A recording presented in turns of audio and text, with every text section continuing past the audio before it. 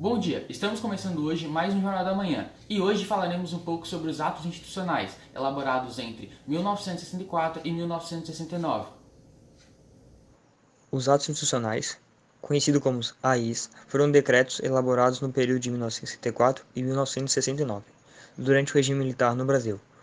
Foram editados pelos comandantes em chefe do Exército, da Marinha e da Aeronáutica, ou pelo Presidente da República, com o apoio do Conselho de Segurança Nacional. Todas essas normas estavam acima de todas as outras, até mesmo da Constituição.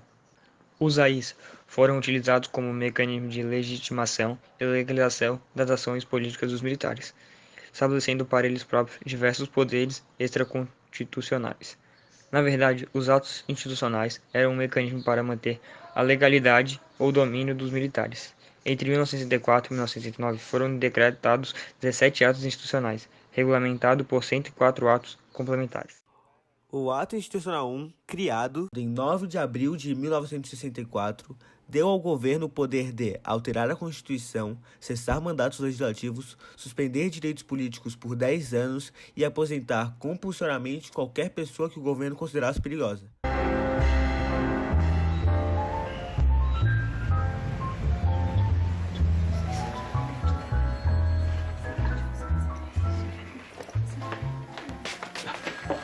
Marcela, preciso falar urgente com a Marina. É sobre o ato institucional? Já estão sabendo? Tô aqui com ele nas minhas mãos. A nação. Quem assina? Costa e Silva, general do Exército, Correia de Melo pela Aeronáutica e o vice-almirante Rademacher.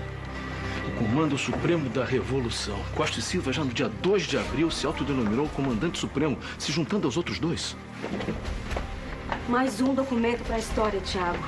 O nome agora é Ato Institucional. Primeiro ato institucional. Ato Institucional número 1. AI1. Eu não duvido nada que venham outros.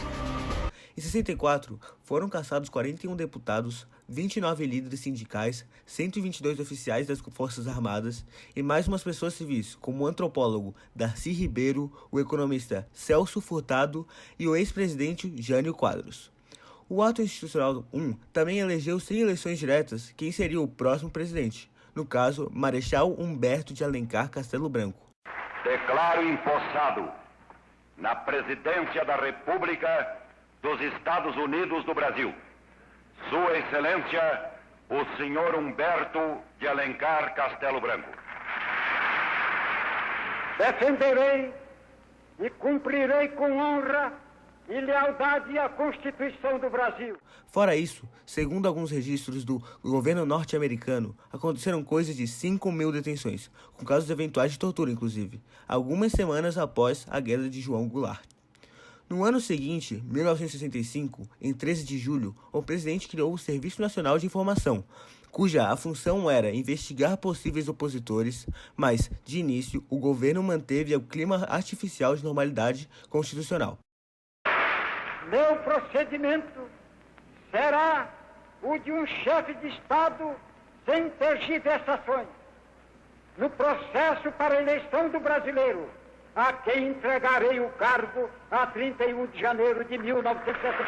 E deixou a imprensa e o judiciário praticamente livres. Bom, beleza. Só que daí tivemos eleições para governador e vários políticos da oposição ganharam. E isso foi suficiente para criar uma reação. E no dia 27 de outubro de 1965, entrou o Ato Institucional de número 2, que dava ao presidente autonomia para decretar recesso dos órgãos do Legislativo, suprimia as eleições diretas para presidente, concedia à Justiça Militar competência para julgar civis que cometessem crimes contra a segurança nacional e, finalmente, instituiu o bipartidarismo. Com isso, passou a haver apenas 2 partidos do Brasil, o Arena, ou Aliança Renovadora Nacional, que era o partido oficial do regime, e o MDB, ou Movimento Democrático Brasileiro, que era o partido da oposição e que se mantinha constantemente sob ameaça de cassação.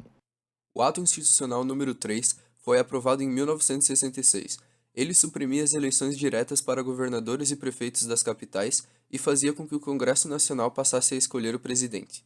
Enquanto isso, as cassações de parlamentos continuaram, e em outubro de 66, até a galera moderada do Congresso começou a reclamar.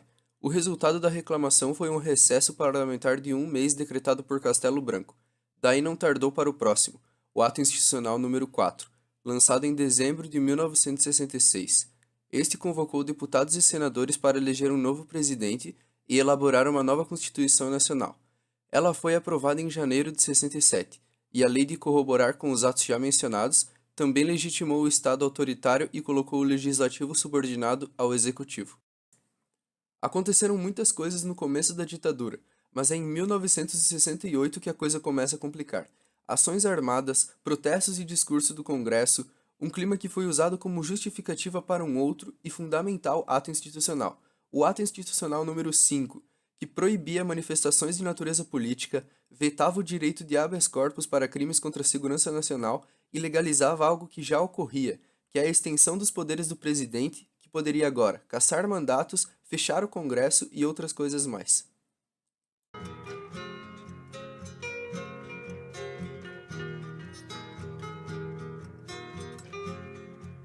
Caminhando e cantando e seguindo a canção, somos todos iguais, braços dados ou não, nas escolas, nas ruas, campos, construções, caminhando e cantando e seguindo a canção.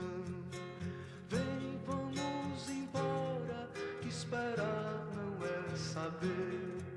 Quem sabe faz a hora, não espera acontecer. E com isso encerramos mais um jornal. Tenham todos um ótimo dia.